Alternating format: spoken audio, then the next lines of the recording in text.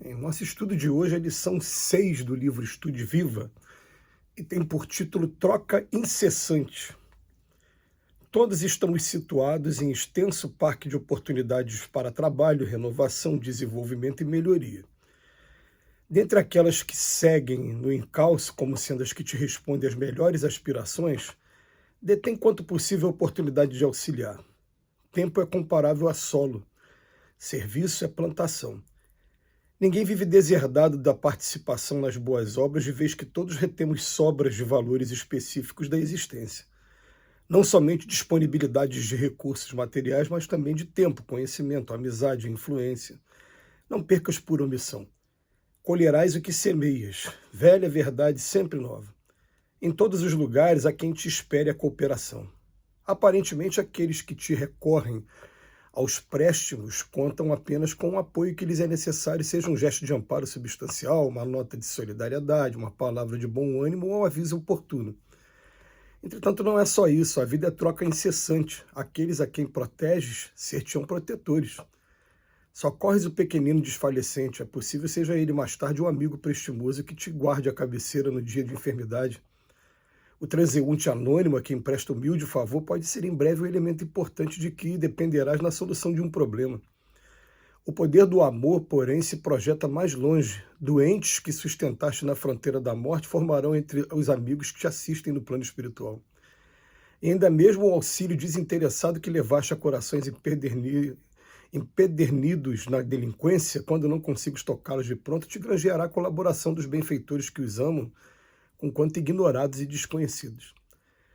Todos nós, os espíritos em evolução no educandário do mundo, nos assemelhamos a viajores demandando eminências que nos conduzam à definitiva sublimação. Ninguém na Terra efetua viagem longa sem auxílio de pontes, desde o viaduto imponente à pinguela simples, para travessias de barrancos, depressões, vales ou abismo.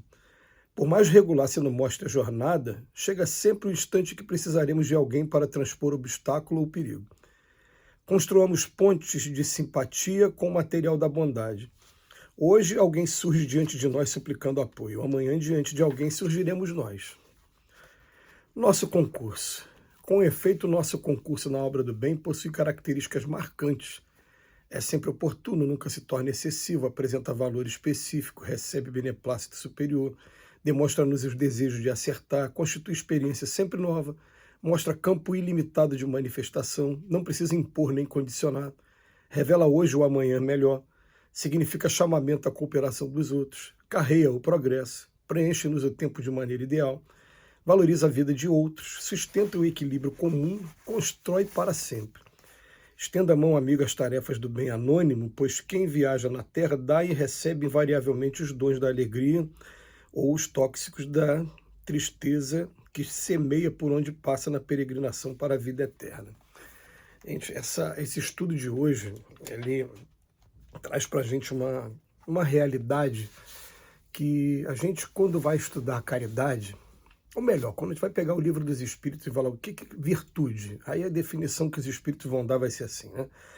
Existe virtude sempre que há resistência ao mal. Então, primeiro passo da virtude. Eu saber que uma coisa é errada e lutar contra essa coisa que tem em mim.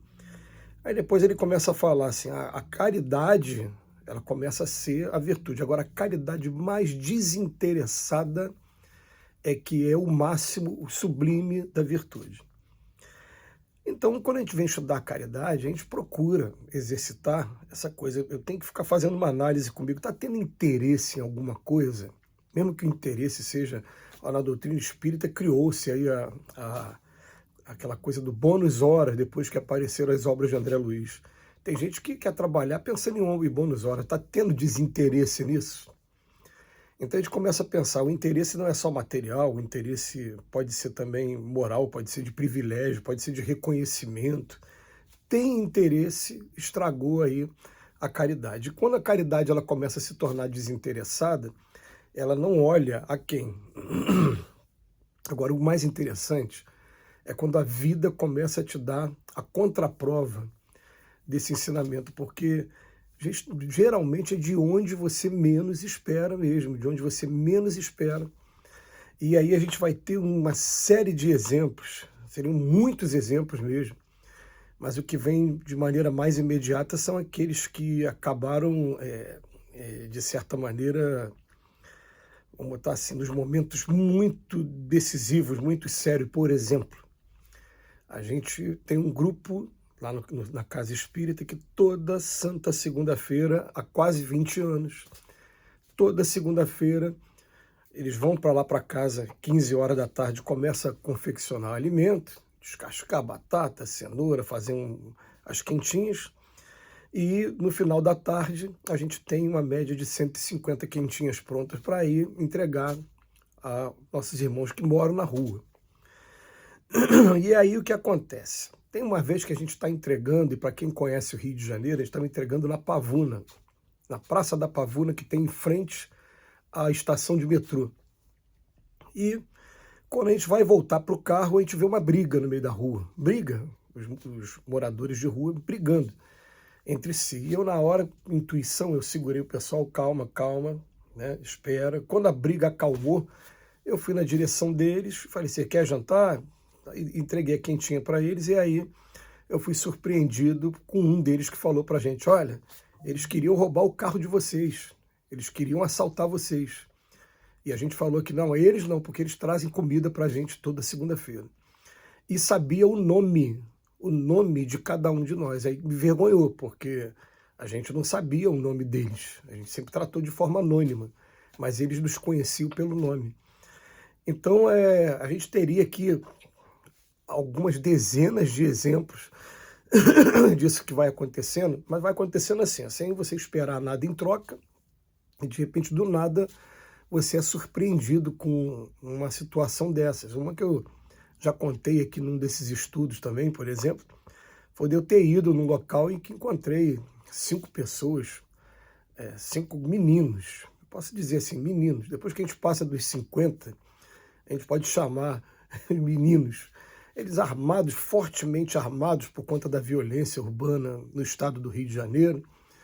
E quando eu vi os meninos armados, eu fui na direção deles, porque eu sempre faço isso, e conversei com eles. Falei, ó, tô indo aqui na casa de uma pessoa, tal, é uma menina lá de dentro.